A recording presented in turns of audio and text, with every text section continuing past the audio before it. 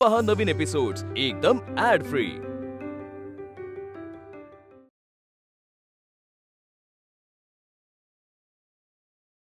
कोणीतरी इंग्लंडला जायला हवंय, पण कोणी जायला तयार होत नाही, कारण सगळेजण तुमचा शिष्य इथे तुमच्या समोर उभा असताना इतर कोणाला कशाच विचारताय? म्हणजे मी जाऊन येईन की इंग्लंडास? बाळ, इंग्लंडच जायचंय, इचलकरंजीच नव्हे. काका, मला चांगलंच कळतंय मी काय म्हणतोय ते, आणि याचीही कल्पना आहे की आपल्या धर्मात सागरोल्लंघन करीत नाहीत. परंतु आपल्यावर राज्य करणारा देश कसा आहे, तिथली माणसे कशी आहे ते पाहून यावे. प्रभू रामचंद्रांनी सुद्धा सीमोल्लंघन केले होते. अहो, काय म्हणतोय हा बाळ? हा काही चेष्टेचा विषय नव्हे हो. काकू, मी चेष्टा करीत नाही, मी खरोखर म्हणतोय. अरे शांत व्हा, शांत व्हा. बाळ, तू आधी हातपाय धुवून घे, पाणी पी, स्वस्थ हो, मग आपण बोलू. होय.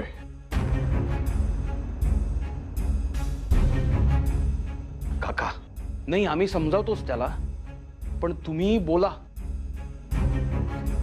हो.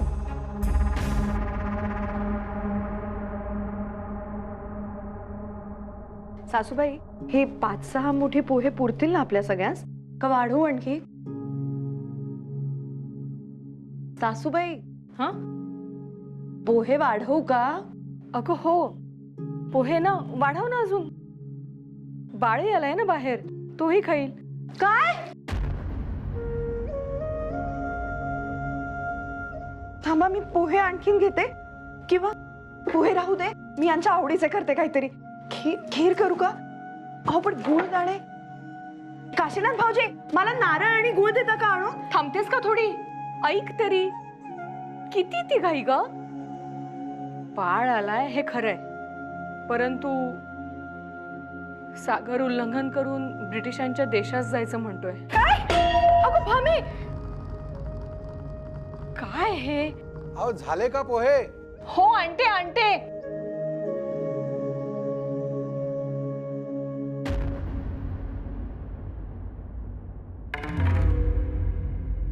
हे काय? हे केवळ आजच्या भोजनाचे शुल्क झाले. भोजन पण केवळ आजच करायचंय. नाव लिहून घ्या, गोपाळ आगरकर. या आठवड्यात केवळ 4च वेळा आला आहेस, आणि महिन्यात साधारणतः 18 वेळा. बाकी दिवस काय केलेस? नाही, काळजी करू नका. माधुकरी मागून पोट भरणारा केवळ मी एकटाच नव्हे, आणि तुमच्या पुण्यामध्ये सडळ हाताने जीव खाऊ घालणारे सज्जन आहेतच. नाही नाही, तसं नाही. वसतिगृहातलं कोणी उपाशी राहू नये म्हणून म्हटलं. नाही, तसं नाही होणार. तुम्ही नाव नोंदवलं तसं आज जायला.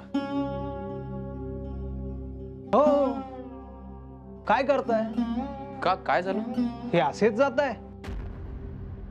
असेच म्हणजे? हो, सोवळं कुठे आहे? सोवळं? अहो, मी भोजन करण्याकरता आलोय, कुठल्या देवाधर्माची पूजा करण्याकरता नव्हे. गोपाळराव, तुम्हाला भोजनालयाचे नवे नियम माहीत नाहीत का? जोपर्यंत तुम्ही सोवळे नेसून येत नाही तोपर्यंत तुम्हाला भोजनालयात प्रवेश नाही. त्यामुळे तुम्हाला सोवळे नेसूनच यावं लागेल. हे वसतिगृह आहे का कोणा बुवांचा मठ? विद्येचे प्रांगण का गंजलेल्या बुद्धीची कोठारे? हे बघा, आता सर्वानुमते हेच ठरवले आहे विद्यार्थ्यांनी, आणि तुम्ही या मूर्खपणास मान्यता दिली. आपल्या भोजनालयात जे अन्न येते ते पिकवणारा शेतकरी कुठलाही नियम, कुठलाही भेदभाव न करता अन्न देतो आपल्याला, आणि असा नियम करून हीन चेष्टा करणारे तुम्ही कोण? हे बघा, तुम्हाला नसेल पटत नका येऊ. तसंही तुम्ही बाहेर जेवत असता, करा तुमची सोय. आता मुद्दा केवळ अन्न ग्रहण करण्याचा नव्हे, ही हीन मानसिकता आहे ना, त्याचा उतारा करण्याचा आहे. या महाविद्यालयाचे नियम काय आहेत? जो शुल्क भरेल त्याला भोजन करायला मिळेल. मी शुल्क भरलेत, मला भोजन करायला मिळालेच पाहिजे, आणि मी असाच जाणार, कुठलेही सोळे न नेसता. थांबा. जे नवे नियम आहेत ते तुम्हाला मान्य करावेच लागतील. अहो, का करावे लागतील? कशाला वाद घालताय? हवं तर मी आणून देतो सोळे. अहो, आग लावा तुमच्या सोहळ्याला. लाज वाटायला पाहिजे तुम्हाला. ज्या समाजाने पुढारलेपण अंगी चढवायला हवे ते आजही सोळे नेसण्यात भूषण मानते. मी या प्रकरणाची तक्रार वरिष्ठांकडे करीन. हे बघा गोपाळराव, तुम्ही आधी शांत व्हा. छत्रे गुरुजी परगावी गेले आहेत, 2 दिवसांनी येतील. तेव्हा त्यांच्याशी बोलून तुम्ही काय तो उपाय शोधून काढा. तोपर्यंत हा प्रकार असाच चालत राहू दे. हो, 2 दिवसांचा तर प्रश्न आहे. मी असं करतो, मुलांची जेवणं उरकली की मी स्वतः तुम्हाला जेवण आणून देतो. शोभताय, व्यवस्थेचे गुलाम शोभताय तुम्ही. तुमच्या 2 घासांच्या भिकेसाठी मी इथे नाही आलो. स्वाभिमानाचा गळा आवळून पोट भरण्यापेक्षा उपासमार सहन करेन मी, अगदी आनंदाने.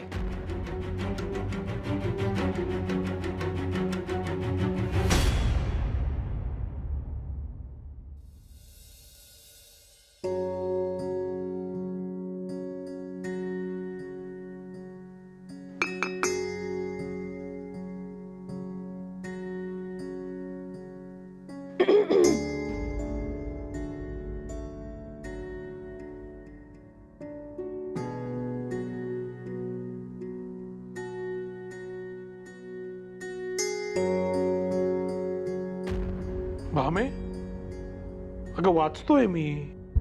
दिवा का मालवलास आणि आलीस कधी?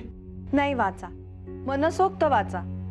हवं तर घरातले सगळे दिवे आणून इथेच मांडते, म्हणजे कसा भरपूर प्रकाश होईल. आता चिडली आहेस कशास? अगं बाई, म्हणजे इतका वेळ मी इथे येऊन उभी आहे ते तुम्हाला कळलं नाही, आणि आता मी चिडलीये हे मात्र बरोबर उमगलं. याचे कारण माझे पूर्ण लक्ष वाचनात होते. इथे हाडामासाच्या माणसांशी बोलायची सवड नाही, आणि उपयोग काय इतक्या वाचनाचा आणि पुस्तकांचा? वा, माणसांशी बोलायला पुस्तकांचा उपयोग, हे कसे जमते बुवा? मला तरी असे तंत्र सांगणारे कुठलेही पुस्तक मिळाले नाही. तेच शोधण्यासाठी हा सगळा प्रपंच चालू आहे. कंदील लाव भाऊ. अगं काही सांगू नका, सारखी नुसती आपली चेष्टा करायची. भामे, समोरच्या माणसाच्या मनात काय चाललंय याचा काही विचार नाही. अगं वाचतोय ना ती पुस्तके आणि पान घालवलंस माझं वाचतं.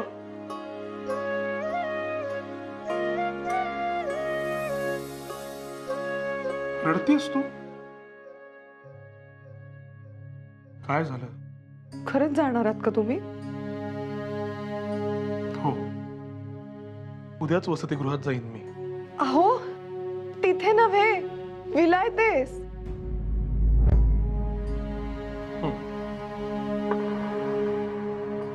कशासाठी पण? मी नाही जाऊ देणार तुम्हाला. कुठली कोण माणसं कशी राहतात, कुठे राहतात, काही माहिती नाही आपल्याला.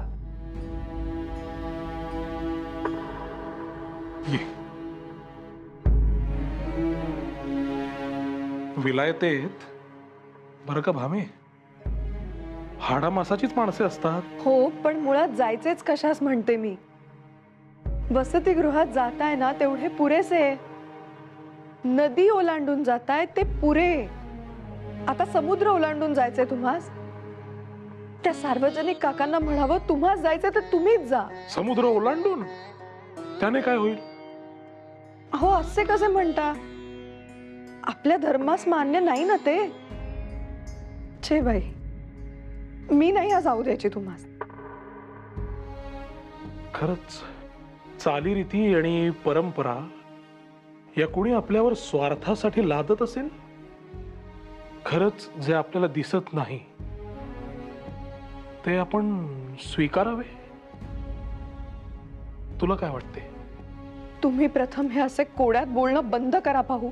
मला नाही कळत तुमच्या या शंका. मला फक्त एवढं कळतं की आपल्या माणसाने आपल्या सोबत राहावं, 4 चौघांसारखं राहावं. या अशा नको त्या वाटा कशाच हव्यात? कारण ते राष्ट्रकार्य आहे. आणि राष्ट्रसेवा ही एका अर्थी धर्मसेवाच असते. धर्म हा आपल्या माणसांच्या उन्नतीसाठी असतो, आणि म्हणून मला हे कार्य करायचे. अर्थात हा माझ्या मनात आलेला विचार आहे, फक्त तो मी मांडलाय. परंतु जर वेळ आली तर मी विलायतेस निश्चित जाईन. आपल्या देशासाठी, आपल्या माणसांसाठी जाईन.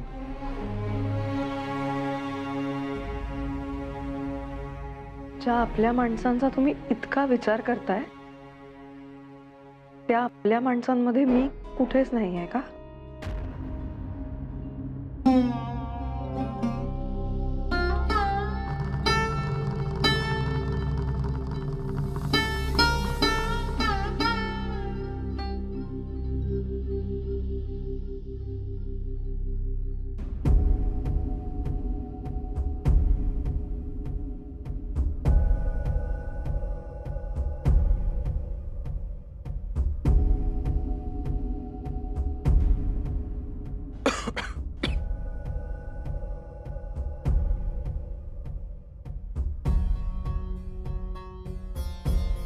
पाणी प्यायल्याने माणसाची भूक का शमत नाही? ज्याला जीवन असे म्हणतात ते आज माझी भूक भागवू शकत नाहीये. काय उपयोग अशा जीवनाचा?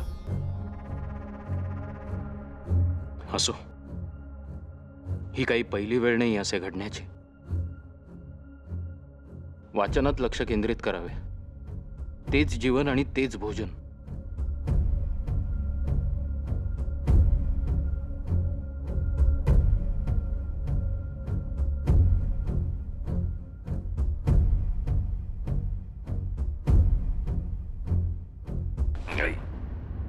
ऐक,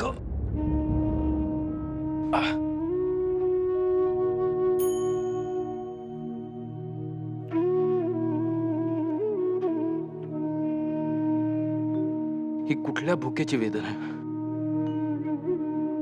कुठली कळ म्हणावी ज्याने आई आठवावी? आई, आज कितीतरी दिवसांनी असे वाटले की तू इथे का नाही आहेस. माझी कुठलीही भूक तहान न बोलता समजून घेणारी तूच आहेस.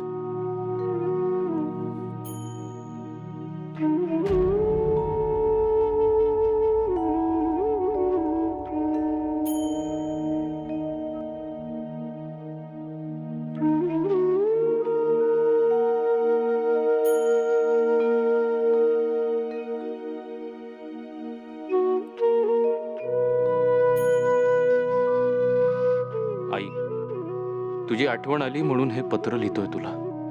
माझ्यावरील भुकेचे हे संकट सरायचे चिन्ह दिसतच नाहीये. उपाशी राहण्याची सवय माझ्या शरीरास झालीच आहे, पण इथे नको त्या मूर्खपणाच्या गोष्टीमुळे मला उपाशी राहावे लागले. नाही, नको. माझी ही व्यथा आईला का सांगावी? ती माऊली तरी यात काय करू शकणार आहे? त्यापेक्षा मी आनंदात आहे या सुखी समजुतीमध्ये तिला जगू द्यावे.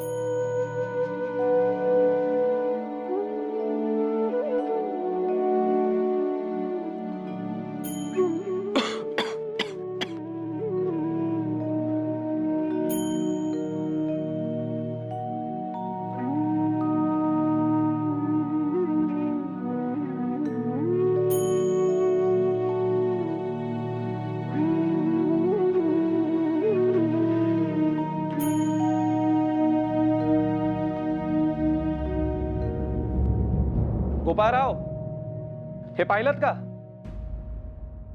गोपाळराव, बरं वाटत नाहीये का तुम्हाला?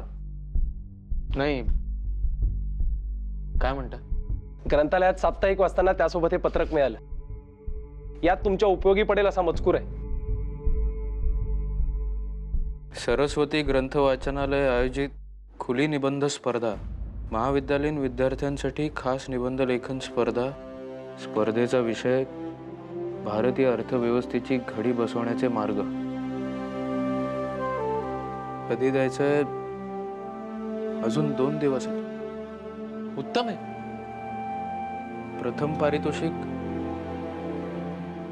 8 रुपये. 8 रुपयात सर्व काही सोय करता येईल. जेवणाची, पुस्तकांची आणि हिवाळ्यासाठी बंडी देखील घेता येईल. अहो, द्वितीय आणि तृतीय पारितोषिक काय ते तर पहा. ज्या गावाला आपल्याला जायचे नाही तिकडे लक्ष कशाला द्यायचे? तुम्ही एक काम करा, तुम्ही हे तांब्या भांड तिथे ठेवा. आता जोपर्यंत निबंध लिहून होत नाही तोपर्यंत तहानेला आणि भुकेला प्रवेश नाही.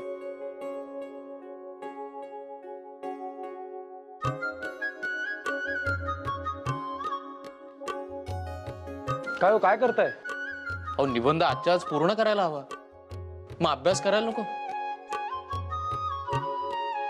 करा करा, मी निरोप घेतो. बरं का? हो. धन्यवाद.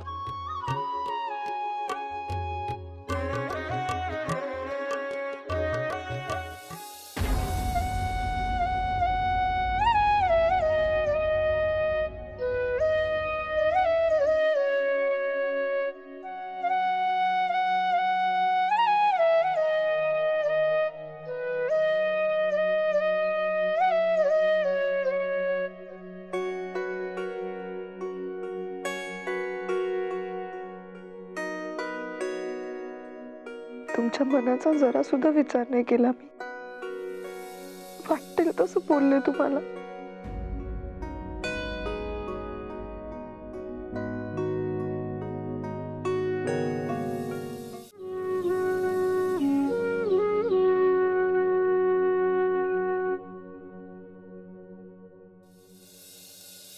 आपल्या माणसाशी हक्काने मनातले बोलताना विचार करू देखील नाही. आणि मी जेव्हा आपलं माणूस म्हणतो तेव्हा सर्वप्रथम माझ्या मनात तूच येतेस. मला नाही तसं वाटत. आता असतात आमच्यासारखी काही माणसं अडाणी, न शिकलेली, नाही विचार करतायत. त्यांना कुठलाही आडपडदा नाही ठेवतायत, सगळं बोलून टाकतात मनातलं. मग आमच्यासारख्या अशा माणसांना शिकवणं हे नाही का तुम्हाला तुमचं कार्य वाटत? ही नाही तुमची जबाबदारी? तसे नाही भामे, माझं म्हणणं इतकंच होतं की विलायतेस जाणं हे सुद्धा महत्वाचं कार्य आहे. आणि वेळ पडली तर मी ते जरूर करेन. अर्थात हा माझा विचार आहे, मी ते पक्क केलेलं नाही. आणि काय, आधी माझ्या मनातल्या सगळ्या शंका दूर करा बरं. इथं एकीकडे म्हणता इथली माणसं शिकत नाहीत, अशिक्षित आहेत. ती शिकत नाहीत म्हणून त्यांची काय काय होत नाही, प्रगती होत नाही. तेच ते, त्यांची प्रगती होत नाही. ते काशीनाथ भाऊजी आणि यशवंत भाऊजींना सुद्धा हेच सांगत असताना एकीकडे म्हणता देशाची सेवा हेच सगळ्यात मोठं धर्मकार्य. मग माणसांची सेवा करणं हे सुद्धा आणखीन मोठं धर्मकार्य नाहीये का?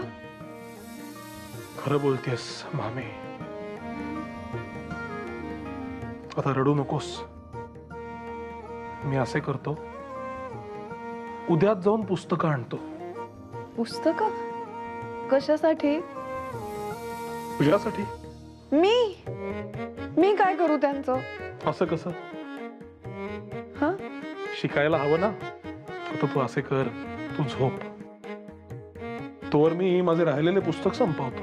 उद्या ग्रंथालयात परत द्यायचंय. मामे, तुझ्या नकळत तू फार महत्वाचा मार्ग दाखवलास मला.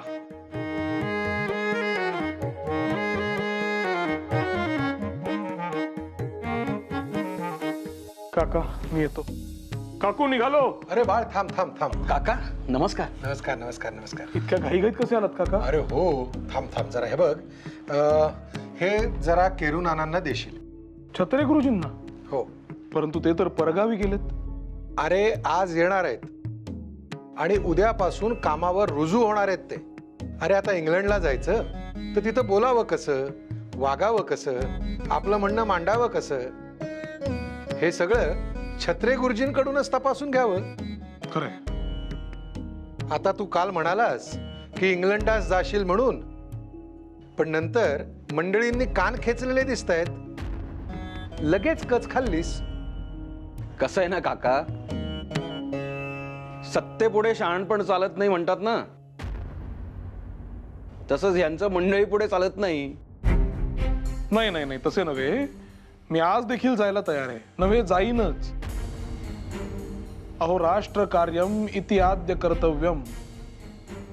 त्यात मागे राहीन का मी? असू दे असू दे, तुझा हा उत्साह असाच कायम राहू देत. अरे तुझ्यासारख्या सळसळत्या रक्ताच्या तरुणांची आपल्या देशाला गरज आहेच. आणि तिथे जाऊन कार्य नाही केलेस तरी आपल्याकडे इथे समस्या काय कमी आहेत? हो, खरंय गुरुजी. या इंग्रज सरकारचे मला धोरणच समजत नाही. म्हणायला राज्य तर करतायत, परंतु देश अधोगतीच जातोय. दुष्काळासारखी समस्या यांना हाताळता येत नाही. शेतकरी देशोधडीच लागतोय. बरं, इंग्लंडातून आयात केली जाते म्हणून इथले उद्योगधंदे बंद पडतायत. आणि असं असताना इथल्या माणसांनी जगायचं कसं? मोठ्या कळीचा मुद्दा आहे बाळा. आणि म्हणूनच इंग्लंडहून परतल्यानंतर इथल्या लोकांना रोजगार मिळावा म्हणून मी साबणाचा कारखाना काढायचं ठरवलंय. आता हे खादीचे कापड आपण वापरतो आहोतच. आता हे कापड धुण्यासाठी साबण सुद्धा स्वदेशी वापरायचा. नाही, कल्पना चांगली आहे काका, पण मला सांगा, तुम्ही इंग्लंडच्या राणीला भेटायला जाणार ते असे खादीचे कपडे घालून? हा खादीचा कपडा हाच तर आपला अभिमान आहे. आपणच जर त्याला लाजायला लागलो तर कसं चालेल? अगदी खरंय. राणी असेल इंग्लंडची, इथे आपण राजे आहोत आणि आपण आपला बाणा सोडायचा नाही. त्यांचे कपडे परिधान करून जाणे म्हणजे त्यांची गुलामगिरी स्वीकारणे आणि हे आपणास मान्य नाही.